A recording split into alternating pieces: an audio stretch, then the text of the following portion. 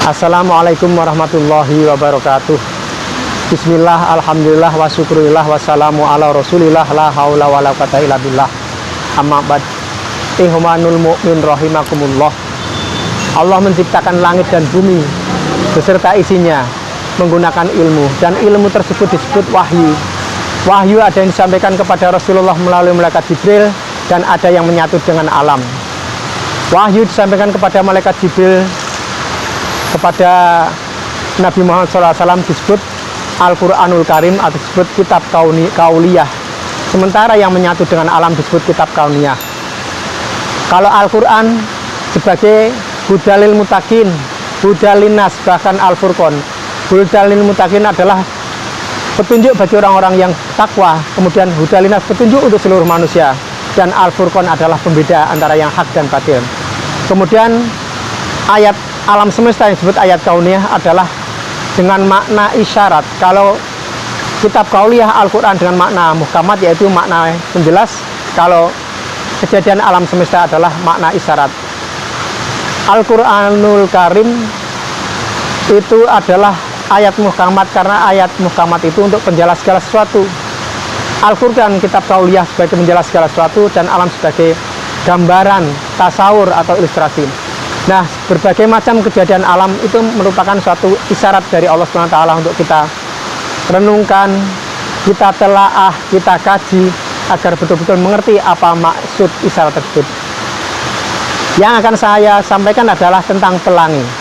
Pelangi pernah saya sampaikan bahwa pelangi itu adalah bukan sebagai lambang bidadari sedang mandi, tapi pelangi adalah suatu ayat kaun yang berisyarat pada kita semua sebagai manusia, khususnya umat Islam.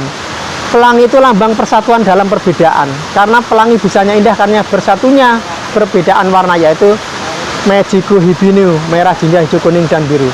Itulah ayat kauni yang disebut pelangi. Nah, pelangi bukan suatu ayat untuk sebagai tanda bidadari sedang mandi, tapi ayat kauni berisyarat pada kita untuk bersatu walaupun dalam perbedaan. Contohnya, umat Islam itu ada Sunni, ada Syiah, Jahmiyah, Mujaisimah, As'ariyah, Maturidiyah, HTI, FI, LDI, dan sebagainya, termasuk Nahdlatul Ulama dan Muhammadiyah. Itu berbeda, walaupun berbeda tapi diperintahkan oleh Allah untuk bersatu walaupun dalam perbedaan. Yaitu Al-Quran telah menyampaikan kepada kita, wa'tasimu bihablillahi jami'an wa la tafarraqu. Bersatulah kamu sekalian di agama Allah dan jangan bercerai-berai. Sepanjang mengimani keesaan Allah, kenabian Muhammad sebagai Rasul terakhir, kitabnya Al-Quranul Karim, sholatnya 5 waktu, kiblatnya Ka'bah, itu adalah Islam. Nah, sesama Islam adalah saudara. Diperintahkan untuk bersatu. Pertama surat Al-Imran 103. Kemudian yang menyampaikan tentang sama-sama Islam adalah saudara-saudara adalah surat Al-Hujurat 10, yaitu innamal mu'minina ihwatun fa aslihu baina akhawaykum wattaqullaha la'allakum turhamun. Sesama muslim adalah saudara, maka perbaiki hubungan, perbaikilah hubungan. Bahkan disuruh mendamaikan antara kedua saudaramu yang berselisih. Maka taatilah, patuhilah supaya kamu mendapat rahmat. Jadi sesama muslim itu saudara. Satu, pertama saya ulang lagi, sepanjang mengimani keesaan Allah, kenabian Muhammad sebagai Rasul terakhir, kitab Al-Quran, sholatnya 5 waktu, kiblatnya Ka'bah, itu Islam. Sesama Islam adalah saudara. Lalu kenapa pelangi melengkung?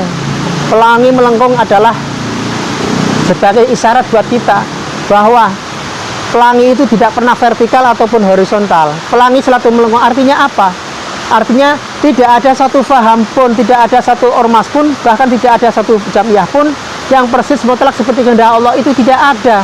Yang ada hanya pengakuan golonganku lah yang paling baik. Itu boleh-boleh saja mengaku golongannya sendiri yang paling baik, tapi yang jelas itu jangan menjelekkan yang lain. Karena apa? Karena sesungguhnya tidak ada satu jamiah pun yang pas, yang persis mutlak seperti Allah. Karena Al-Quran itu bersifat qat'i, kebenaran yang mutlak, pasti benar, absolut. Sedangkan namanya tafsir atau terjemah itu bisa salah, bisa keliru. Maka masing-masing tafsir dari apapun tafsirnya pasti ada perbedaan walau sedikit. Karena apa? Tafsir atau terjemah bersifat dzon, bersifat dzoni. Jadi bisa benar, bisa keliru. Begitu tafsir bisa benar, bisa keliru, terjemah bisa benar, bisa salah. Jadi Al-Quran menyampaikan bahwa telah memperingatkan kepada kita dan beranggapan dirinya sendiri itu paling Islam, paling mulia, paling benar, paling suci, Karena sesungguhnya Allah Maha tahu siapa di antara kalian yang paling takwa, dan Allah Maha tahu bahkan Maha meneliti siapa di antara kamu yang paling takwa.